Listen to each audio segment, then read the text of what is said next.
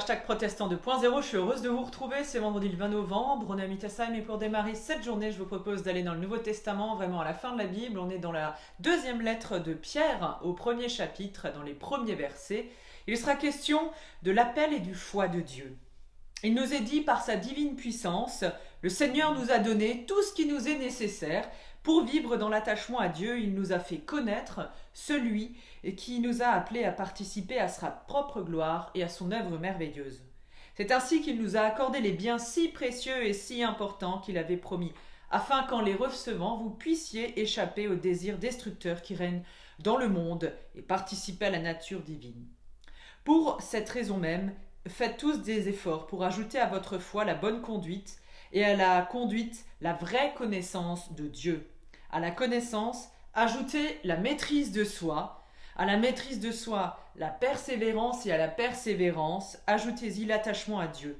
Enfin, à l'attachement à Dieu, ajoutez l'affection fraternelle, et à l'affection fraternelle, l'amour. Si vous avez ces qualités, si vous les développez, elles vous rendront actifs et vous feront progresser dans la connaissance de notre Seigneur Jésus-Christ. Mais celui qui ne les possède pas, à la vue si courte qu'il est comme aveugle, il oublie qu'il a été purifié de ses péchés d'autrefois.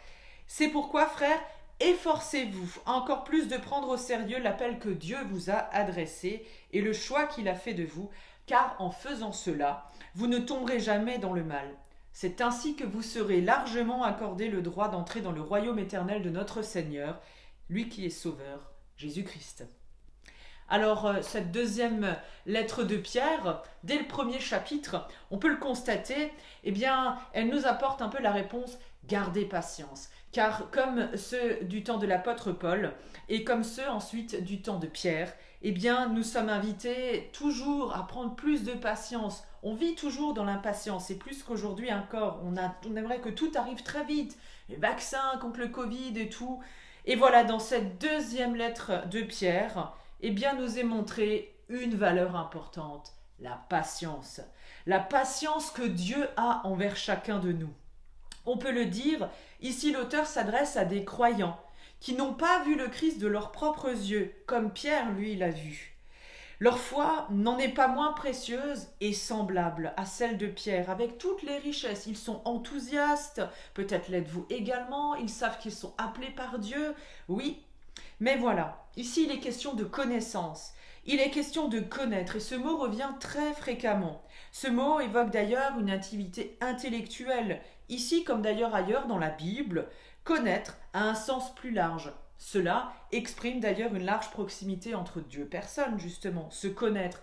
Finalement, quelle est la vraie connaissance que nous pouvons avoir de Dieu ? C'est bien plus qu'un savoir connaître Dieu. C'est une reconnaissance, c'est une rencontre entre lui et nous, qui se manifeste dans notre façon d'être et notre façon de vivre de tous les jours. Ainsi donc, nous est donné tout un programme.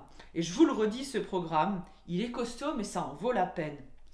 Faites des efforts pour ajouter à votre foi la bonne conduite, à la bonne conduite la vraie connaissance de Dieu, à la connaissance ajoutez la maîtrise de soi, à la maîtrise de soi la persévérance, à la persévérance l'attachement à Dieu, enfin à l'attachement à Dieu, ajoutez-y l'affection fraternelle et à l'affection fraternelle l'amour.